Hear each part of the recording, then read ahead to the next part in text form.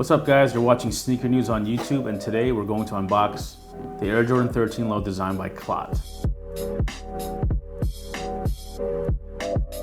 So just to get things started, CLOT, in case you didn't know, was founded in 2003 by Edison Chen and Kevin Poon. It is a lifestyle streetwear brand based out of Hong Kong, and they've done collaborations with pretty much every brand out there. They're definitely in the upper echelon of boutiques and brands and labels.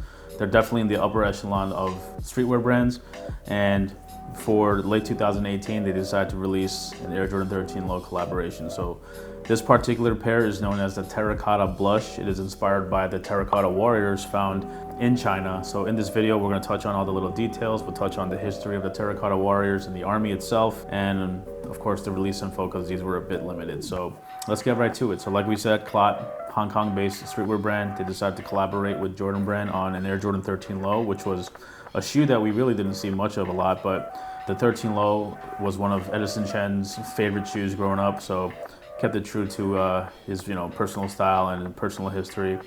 And for anyone in China, the terracotta army is very, very significant. They're centuries old. They date back to the year 200, which is how many centuries ago?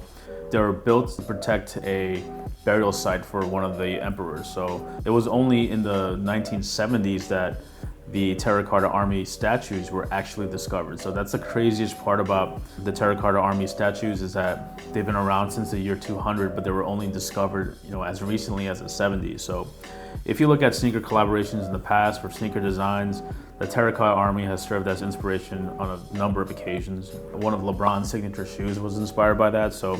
But this right here takes a much more literal approach. They've taken very earthy colors, terracotta blush, this sepia stone, to create a colorway that seems as if it was existing back in that time, because a lot of the colors were of this sort of blush tone, these darker, earthier olive type of tones. So the upper itself has this armored sort of finish. There's 2 and 3 dots to represent 23 or Michael Jordan. Definitely a creative way to sort of pay homage to the terracotta army in this way. The outsole itself, again too, has the same blush sort of tone. Has this translucent midsole, something you do not really see that often with Air Jordan 13s.